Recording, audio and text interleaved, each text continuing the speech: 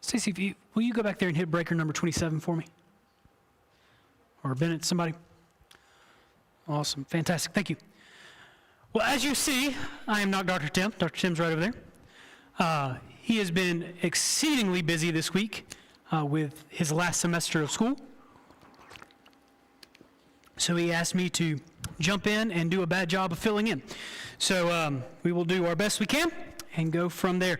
We are going to continue in our with our tour through the book of Judges. Last time we were together, we started our 12th and final judge, that of Samson. And this is probably the judge we know the most about, that we've probably heard the most stories about, is Samson. We know that he was strong. We know that he had long hair, that he was set apart as a Nazirite from before his birth. And the last time we kind of looked at some of the connections between Samson and Samuel, and the fact that we discovered that they were actually contemporaries, that they would have been around about the same time. That in fact, Samuel probably would have been about, I think it was 20 or 40 years old when Samson was born. And then we also took a look at the requirements of a Nazirite: no grapes, no bodies, and no razors. But in Judges 14, as we start through the life of Samson, we find him the first time hanging out in enemy territory. He finds a woman in Timnah, which was Philistine territory, that he wanted to marry. And this is going to be a pattern we see a lot from Samson, hanging out around the enemy. And he came back and said, hey, I found this girl, I want to marry her. And his parents said, Samson, like, isn't there somebody of our people that you would want to marry? This is a Philistine. You shouldn't really marry her. But he rejected the guidance of his parents. And then we find him walking through a vineyard and eating honey from fruits. So there goes the no grapes rule, and there goes the bodies rule. And we finish up chapter 14, things kind of going sideways. He puts us a riddle to the men of the town, and they threaten his wife and family and say, look, if you don't get in and tell us what the riddle is, we'll kill you. So she convinces him to tell them the answer to the riddle. She tells the men. He had been 30 sets of clothes, so he goes down to Ashkelon and kills 30 men to pay his debt. And then he leaves and goes back to his own father's house. And so at the end, at the conclusion of chapter 14, we see that his father-in-law gave Samson's bride to his best man. And so we have a judge of Israel, a Nazirite that was set apart from God, who had already broken 2 of the 3 conditions of his vow. He had attempted to marry an enemy, and he killed 30 men to pay his debt. It sounds like a real winner to me. And so we're going to pick up together in Judges 15. We'll start in we'll just read the first 8 verses. It says, after a while, in the time of wheat harvest, it happened that Samson visited his wife with a young goat. And he said, let me go into my wife, into her room, but her father would not permit him to go in. Her father said, I really thought that you thoroughly hated her, therefore I gave her to your companion. Is it not her sister better than she is? Please take her instead. Let me pause right there. So that phrase, thoroughly hated her, is the same kind of phrase they used for divorce. So it's like, I thought you had divorced her, so I gave her to your companion. And Samson said, this time I shall be blameless regarding the Philistines if I harm them. Then Samson went and caught 300 foxes, and he took torches, turned the foxes tail to tail, and put a torch between each pair of tails. When he had set the torches on fire, he let the foxes go into the standing grain of the Philistines and burned up both the shocks and the standing grain, as well as the vineyards and the olive groves. And then the Philistines said, who has done this? And they answered, Samson, the son-in-law of the Timnite, because he has taken his wife and given her to his companion. So the Philistines came up and burned her and her father with fire. Samson said to them, since you would do such a thing like this, I will surely take revenge on you. After that, I will cease. So he attacked them hip and thigh with a great slaughter. Then he went down and dwelt in the cleft of the rock of Edom. So Samson shows up with this goat, and this goat could be one of two things. It could be a, hey, look, I'm sorry about everything that happened, kind of gift, and as he was returning for his bride. Or there were also types of marriages in the ancient world where you would marry a woman, but she would stay with her family. She would stay with her parents. And it was customary when the husband came to visit her that he would bring her a gift. And so this might have been the type of arranged marriage or type marriage arrangement that Samson had, that she was going to stay there the whole time, and he just showed up, as was customary, with the goat. We're not exactly sure. But here he is. He's standing in the door with his goat and saying, hey, here's goat. And the father-in-law says, hey, look, I've given her away. Now, the person that was in the wrong here wasn't the Philistines, because you see that he's like, hey, I'll be held harmless whatever happens to the Philistines. The person that was wrong here wasn't the Philistines. It was the father-in-law. The father-in-law is the one that had given the bride away, not the other Philistines. But just like in chapter 14, where it says that when Samson went down to Ashkelon, that God used him as a judgment against the Philistines, that God used Samson's bad decisions in judgment against the Philistines.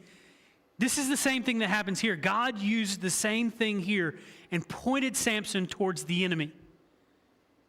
And he goes and he catches 300 foxes. Now, there's some debate as to what kind of animal Samson is using here, because the word for fox and the word for jackal are identical in Hebrew. And so it could have been a fox, it could have been a jackal. Now, there is some evidence and there's some things about jackals that make it the more likely choice and the little better interpretation of this word. Jackals were more common in Israel than foxes. Jackals also roam in packs, so catching 300 of them would be a little easier. So here he is. He's come down to his wife at the time of harvest, so that all the men would be gone, so they would have had the grain still left in the fields would be the standing grain, and then the shocks of grain would have been all the ones they'd already gathered and bundled together, standing at the edges of the field. And so he comes down, he ties a torch between a pair of foxes or jackals. Now, why a pair? Well, if it was a single jackal or fox, they would have run directly into their den. And so it would have been very little damage. But if you tie two of them together by the tail, they're going to be very, very confused. So they're going to be running away from the fire and trying to run away from each other. And that's why the destruction, it is speculated, that's why the destruction was so much bigger, is because he did tie them in pairs. And so these fire foxes resulted in the destruction of all three major crops of the area. So he goes through the fields, it burns all the standing grain. Everything that was left to harvest, gone. Everything they had already harvested, the shocks that were on the edge of the field, gone. And then they get into the vineyards, and then they get into the olive groves, burns it all to the ground. So this was a very, very effective means of revenge, and that was his motivation. Samson's motivation here wasn't the protection of God's people. It was personal revenge. But God uses Samson's bad motivation for his own purposes. Let's be real clear. Just because God uses something doesn't mean the motive is right. What God is doing here is working around Samson instead of through him. God is working around Samson instead of through him.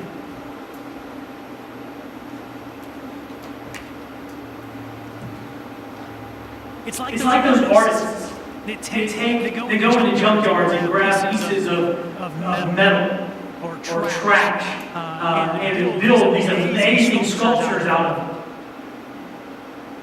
God is doing amazing work with the garbage that Samson is giving them.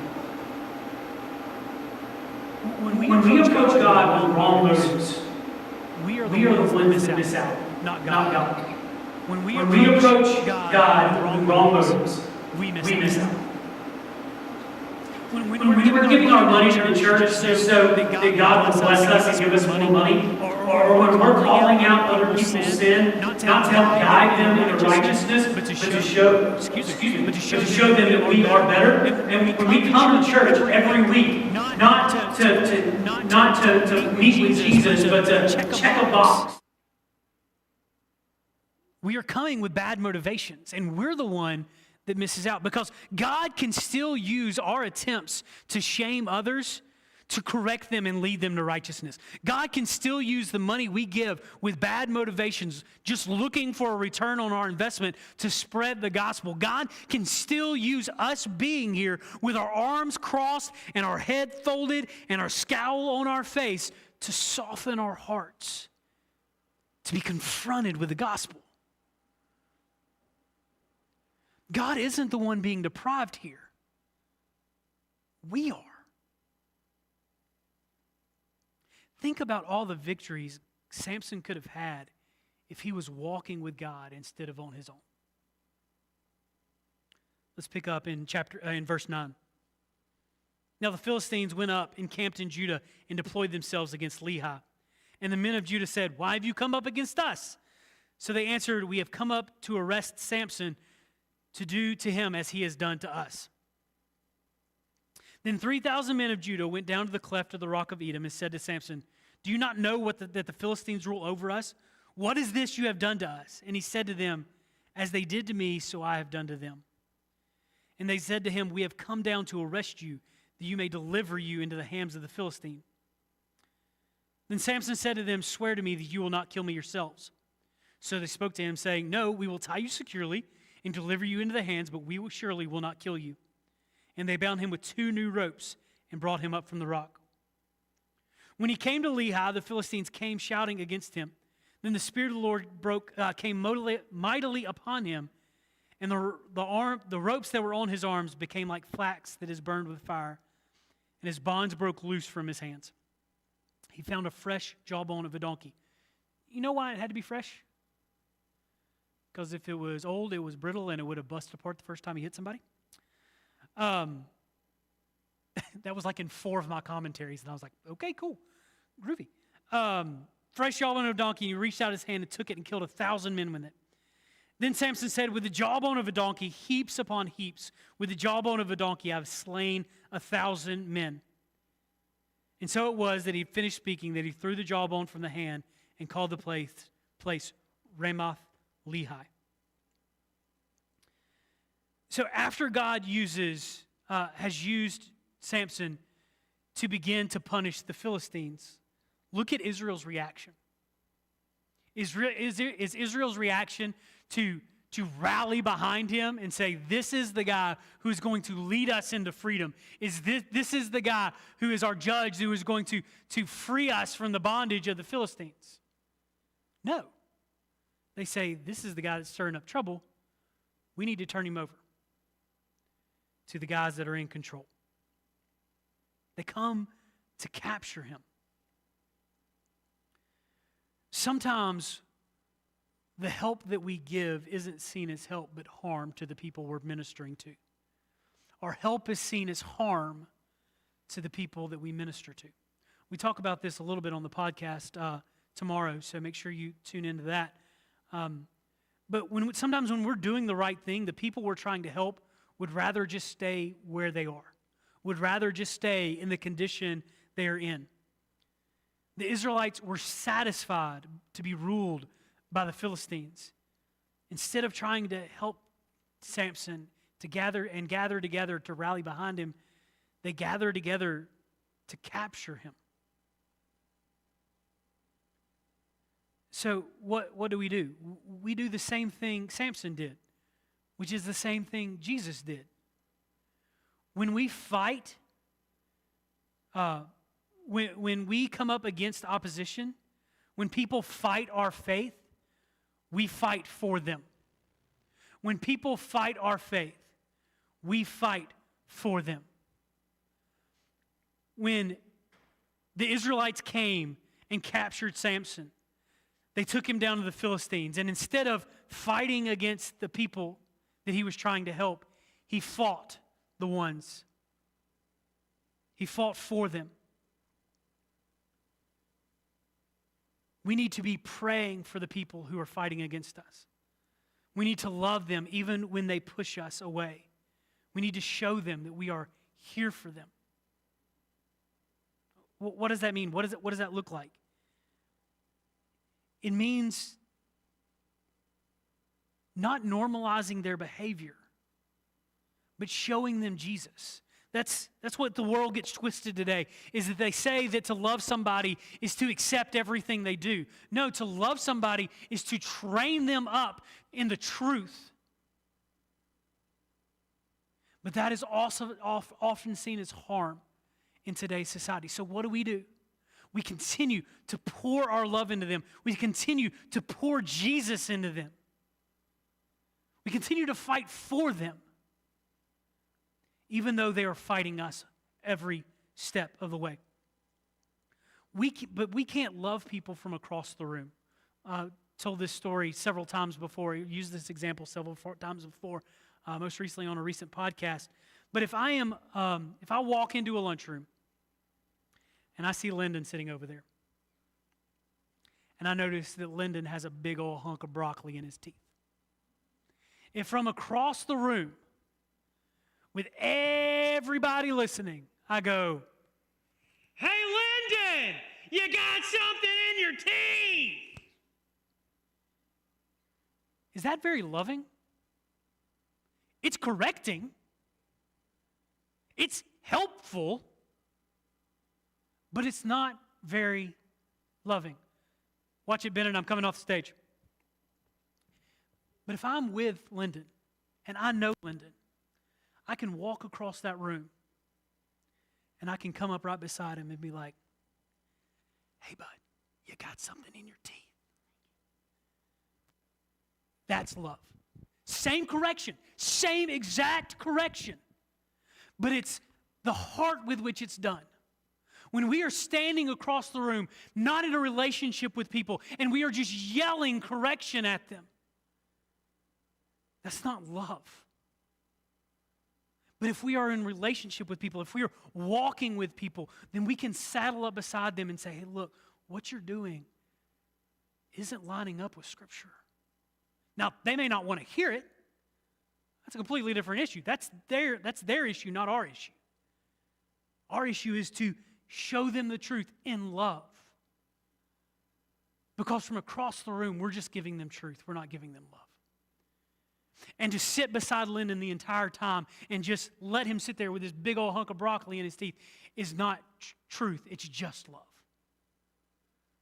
It has to be truth and love together.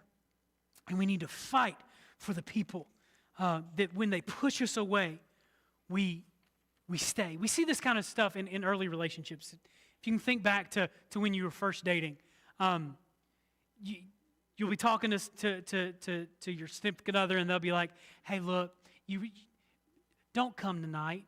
It's just my dance recital. Don't come tonight." And then as soon as it gets done, you get a phone call and be like, "Why didn't you come?" "Who told me not to come?" Hey, it's just our 1 week anniversary. Let's not do anything special." Why didn't you do anything special? Whatever it is, they're testing you. They're seeing if you're willing to show up. They're seeing if you're willing to fight for them. And this will happen as we walk alongside people who are fighting us as we try to help them. They will test us and see, is our love genuine? Are we willing to walk through the hard stuff with them? They will try to push us away just to see if we're able to be pushed away. People want to know that what we are and what we say is real, that we actually care. And then we can start having a conversation. But the care has to come first. Let's pick up in verse 18. Then he became very thirsty, so he cried out to the Lord and said, You have given this great deliverance by the hand of your servant, and now I shall die of thirst and fall into the hands of the uncircumcised. So God split the hollow place that is in Lehi, and water came out, and he drank it, and his spirit returned, and he revived. Therefore, he called its name En-Hakkore, which is in Lehi to this day. And he judged Israel 20 years in the days of the Philistines. This is the first record we have of Samson talking to God. And it's a complaint. It's asking for something. Far too often, this is how we approach God. That when things are awesome, we don't really need God. We don't talk to him. But when the trials come, when our body needs something, we cry out immediately. But we know that's not how it's supposed to be. 1 Thessalonians 5:17 says, pray without ceasing. Our walk with God should be a constant conversation. It shouldn't just be coming to him in a time of need. We should come to him in times of need, but it shouldn't be the only time we come to him. Because if we just come to God in times of need or in times of want, God is not a God who rules our life. God is a holy vending machine that gives us what we want or what we need. God is somebody we walk with constantly, as a friend walks with a friend. What if Samson had walked with God a bit more?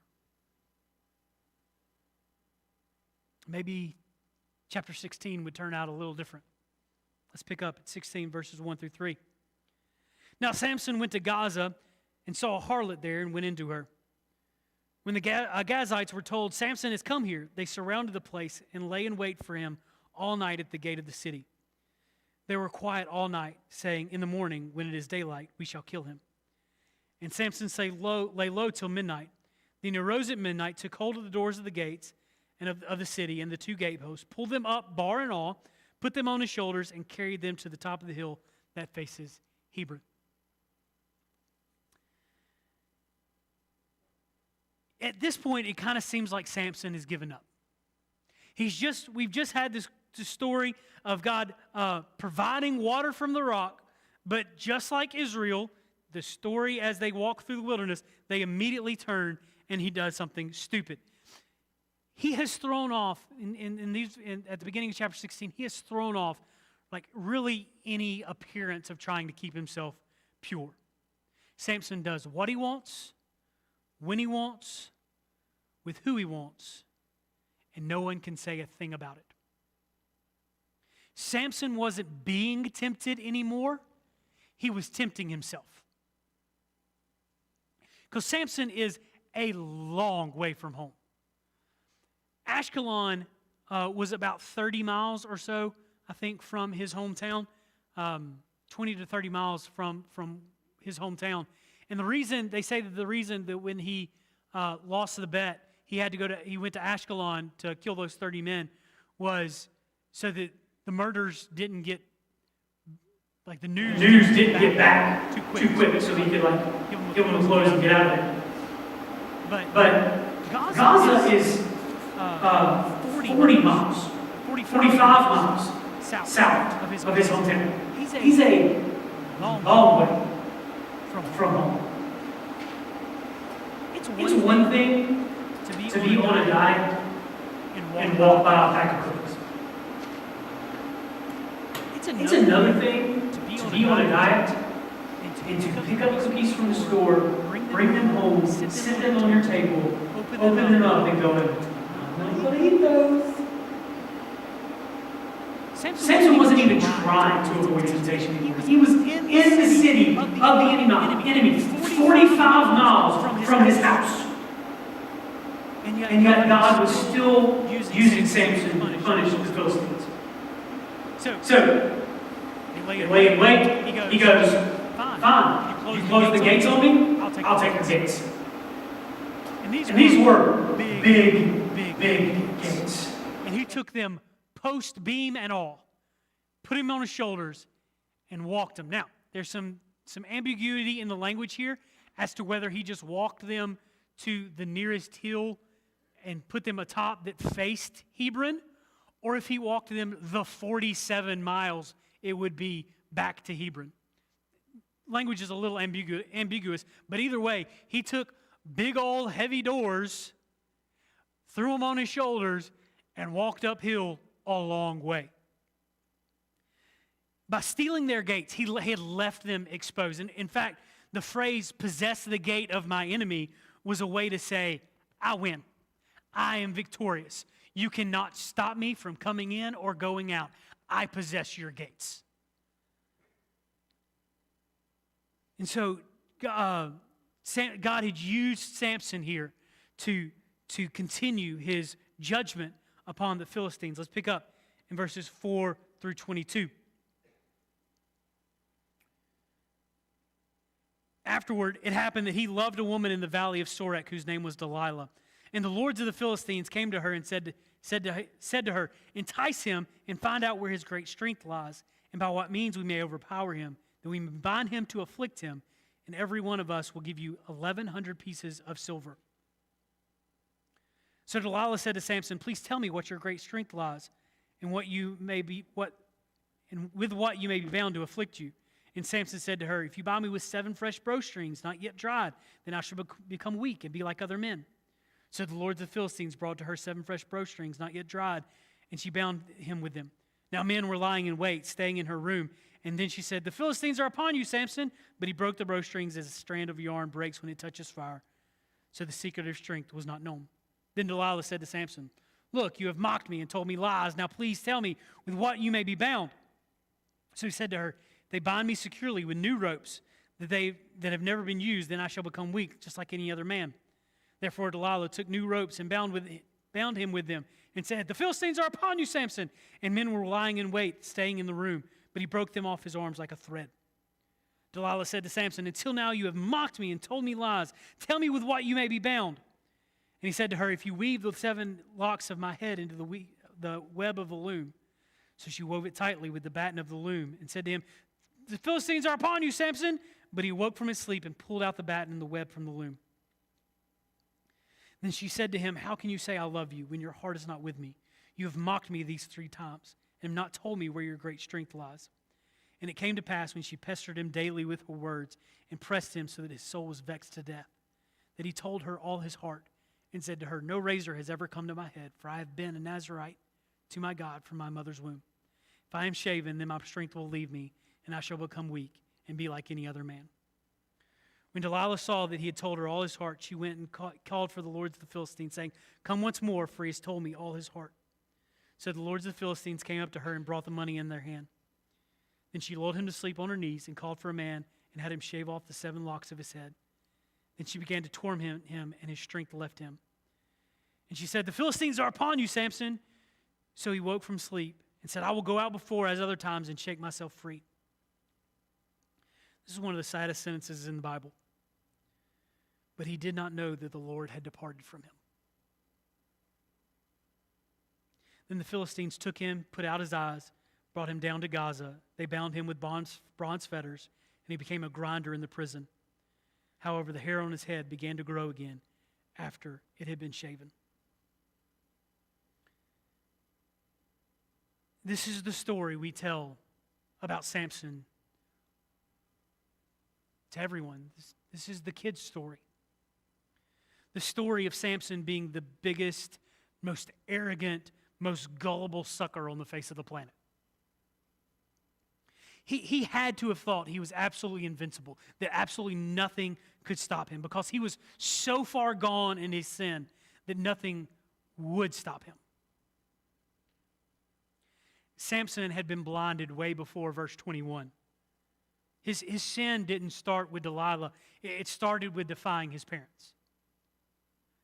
Now, I'm not saying that if you defy your parents, you're going to go blind or have your eyes gouged out. But it's that small little thing that set up a pattern of behavior that Samson wouldn't escape. It's not that he couldn't have escaped. He didn't want to escape.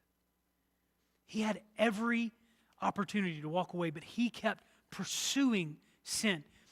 Jesus in Matthew 6:24 says that no one can serve two masters. You will either hate the one and love the other, or else you will be loyal to the one and despise the other. You cannot serve both God and mammon. What he's saying here is you can't pursue two things at once. You can't pursue God and sin. You can't pursue God and sin simultaneously. You can't pursue God and sin. There we go. Just because you're pursuing God doesn't mean that you're not going to sin. But there is a difference between sinning and pursuing sin.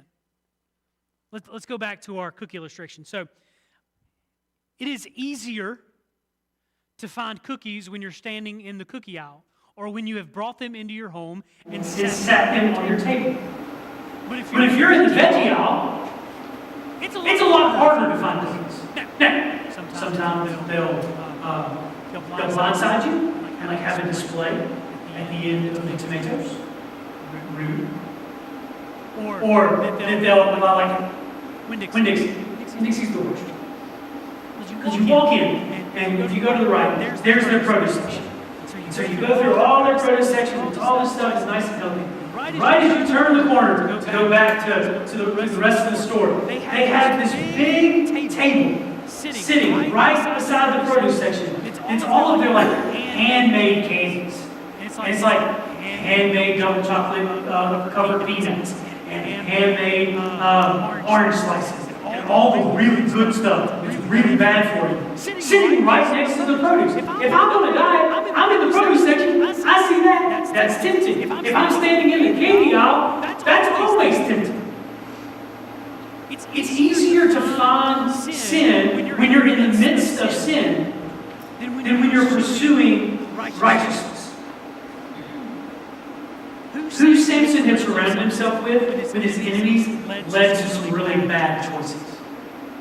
Samson knew what he wanted, and nothing, not even multiple attempts on his life would stop him. Look at the results of Samson's sin in verse 21. He took him and put out his eyes, brought down to God, and bound him with feathers, and he became a grinder in prison. As one pastor put it, verse 21 reminds us of the blinding, bonding, and grinding results of sin in our own lives. This is what happens when we pursue sin. Verse 23. Now the lords of the Philistines gathered together and offered a great feast to Dagon their God and rejoiced. They said, our God has delivered into our hand Samson, our enemy. Dagon, when the people saw him, they praised their God, and they said, our God has delivered into our hands our enemy, the destroyer of our land, the one who holds our dead. So it happened when the hearts were married. They said, call for Samson, then he may perform for us. So they called for Samson from the prison, and he performed for them. And they stationed him between the pillars. Then Samson said to the lad who held him by the hand, let me feel the pillar which support the temple, so that I may lean on them. Now the temple was full of men and women. All the lords of the Philistines were there, about 3,000 men and women on the roof, watching while Samson performed. Then Samson called out to the Lord, saying, O Lord God, remember me, I pray. Strengthen me, I pray, just this once, O God, that I may take with one blow, take vengeance on the Philistines for my 2 eyes. And Samson took hold of the two middle pillars which supported the temple, and he braced himself against them, one on his right, the other on his left. Then Samson said, let me die with the Philistines. And he pushed with all his might, and the temple fell on the lords and all the people who were in it. So the dead that he killed at his death were more than he'd killed in his life. And his brothers and all his father's household came down and took him and brought him up and buried him between Zorah and Eshtaol in the tomb of his father Manoah. He had judged Israel 20 years. the Philistines were stoked. They were so excited. Not only had they captured their enemy, the one that had been wreaking havoc on them all over the place, but this proved that their god Dagon was better than Israel's God Jehovah. Because Dagon was the god of grain. And what had Samson destroyed? All the grain. This man that was supposed to be God's righteous judgment became the Philistines' God's victory. He was brought in to be the entertainment for their worship of Dagon. But even in his death, Samson's motivation was personal revenge, not the glory of God. Look what he said. He said, that I may be revenged for my two eyes. But here's the great part. No matter how far we go, even into the depths of prison, having broken every vow, having been blinded and bound, when we turn to God, He is there. When we turn to God, He is there. No matter how far you've gone, how many losses you've taken, Samson was in the lowest of the lowest depths.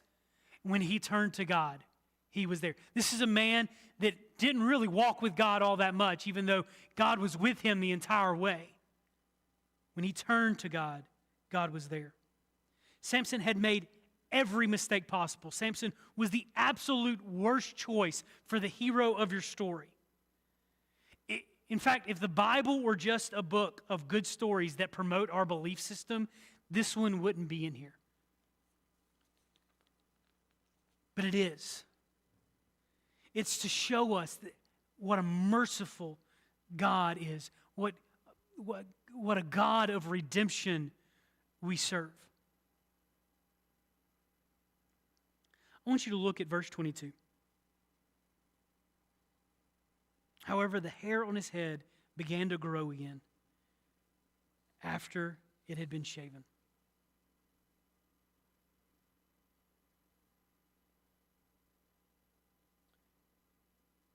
Now, why was this pointed out? Everybody's hair grows except mine and Eric's, apparently. So it would be natural, but this verse shows not just the physical growth of his hair, but Samson's heart turning back to God.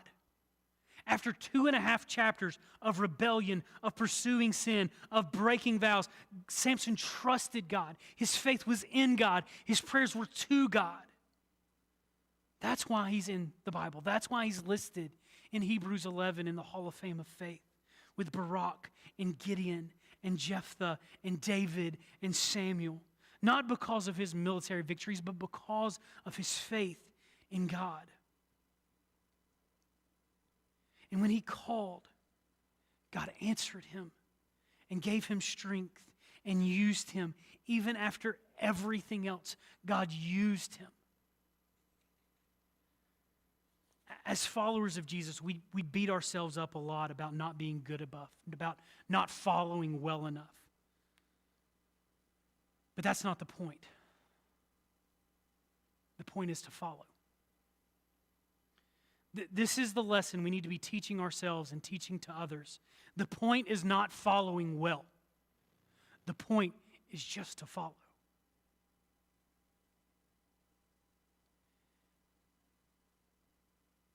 As we invest in others, as we disciple, as we walk alongside, we need to communicate. It's not about perfection. It's not about trying harder. It's just about doing it. That's a lesson I have to tell myself daily. That this isn't about working hard. It's just about following Jesus. And here's the cool thing. The more we just follow Jesus, the better we get at it.